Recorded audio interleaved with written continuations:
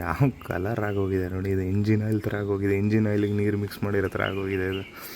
ಅದಕ್ಕೆ usually coolant ನಿಮಗೆ ಒಂದು ಇಯರ್ಲಿ ಒನ್ಸ್ ಅಥವಾ ಟೂ ಇಯರ್ಗೆ ಒಂದು ಸತಿನಾದರೂ ಕ್ಲೀನ್ ಮಾಡಬೇಕು. ಬಟ್ ಮ್ಯಾನ್ಯಲ್ ನಿಮಗೆ 3 ಇಯರ್ಸಿಗೆ ಒನ್ಸ್ ಅಂತೆಲ್ಲ ಕೊಟ್ಟಿರ್ತಾರೆ. ಬಟ್ ಅಷ್ಟೊಂದೆಲ್ಲ ಬಾಳಿಕೆ ಬರೋಲ್ಲ. ಸೊ ಇಂಡಿಯಾ ಅಂತ ಟೆಂಪ್ರೇಚರ್ ಜಾಸ್ತಿ ಇರೋ ಜಾಗದಲ್ಲಿ ಸ್ವಲ್ಪ ಬೇಗ ಚೇಂಜ್ ಮಾಡಿದ್ರೆ ಒಳ್ಳೆಯದು.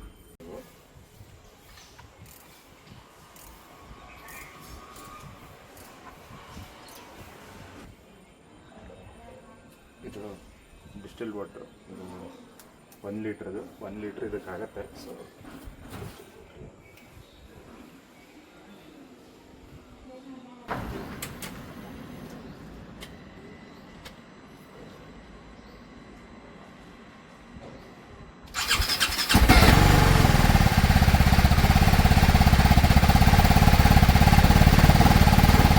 ಇವಾಗ ನೀವು ಹೀಟ್ ಮಾಡಿದ್ಮೇಲೆ ಅಂದರೆ ಡಿಸ್ಟಿಲ್ ವಾಟರ್ ಹಾಕಿ ಒಂದು 10 ಮಿನಿಟ್ಸ್ ಆನ್ ಮಾಡಿಬಿಟ್ಮೇಲೆ ಸಡನ್ನಾಗಿ ಓಪನ್ ಮಾಡೋಕ್ಕೆ ಹೋಗಬೇಡಿ. ಬಿಸಿ ಆಗಿರುತ್ತೆ, ಸಿಡಿದು ಬಿಡುತ್ತೆ ಹಾಗೆ.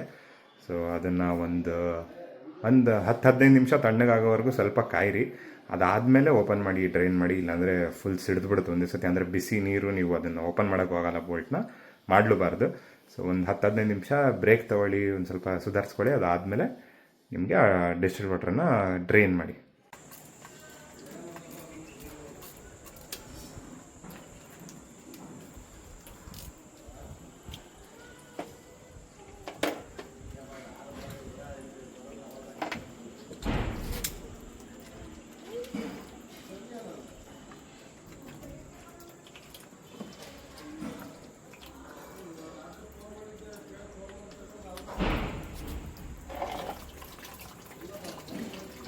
ಇದು ಹಳೆ ಕೂಲೆಂಟ್ ಅಲ್ಲ, ಡಿಸ್ಟಿಲ್ಡ್ ವಾಟರ್. ಎಷ್ಟು ಒಳಗಡೆನೂ ಕೊಳೆ ಇರುತ್ತಂತ.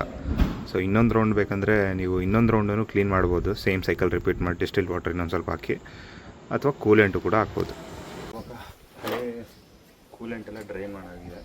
ಡಿಸ್ಟಿಲ್ಡ್ ವಾಟರ್ ಹಾಕಿ ಒಂದು ಸೈಕಲ್ ರನ್ ಮಾಡಿ. ಸೊ ಇವಾಗ ನಾನು ಯೂಸ್ ಮಾಡ್ತಿರೋದು ಲಿಕ್ವಿಮಾಲ್. ಇದು ಕೂಲೆಂಟ್, ಇದು ರೆಡಿ ಮಿಕ್ಸ್ ಬರುತ್ತೆ. ನಿಮ್ಮದು ಕೂಲೆಂಟ್ ರೆಡಿ ಮಿಕ್ಸ್ ಇಲ್ಲ ಅಂತಂದರೆ 50-50 ರೇಷಿಯೋದಲ್ಲಿ ನೀವು ಡಿಸ್ಟಿಲ್ ವಾಟರ್ ಮಿಕ್ಸ್ ಮಾಡಿಕೊಂಡು ಅದಾದಮೇಲೆ ಹಾಕಬೇಕು. ಸೊ ನಂದು ರೆಡಿ ಮಿಕ್ಸ್ ಇರೋದನ್ನು ನಾನು ಡೈರೆಕ್ಟಾಗಿ ಹಾಕ್ತೀನಿ.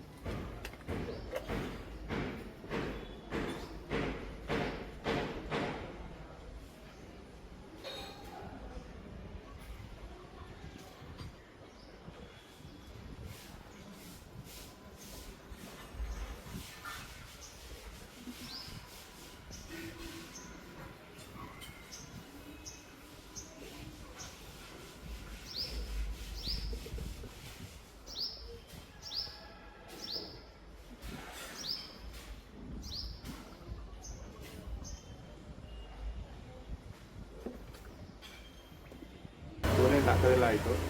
ಒಂದು ಏನು ನಾನು ಕಲ್ತ್ಕೊಂಡಿದ್ದೀನಿ ಅಂತಂದರೆ, ಸೊ ಈ ಕ್ಯಾಪ್ ಓಪನ್ ಇಟ್ಬಿಟ್ಟು ಮೇಲ್ಗಡೆ ಫಿಲ್ ಮಾಡಬಾರ್ದು.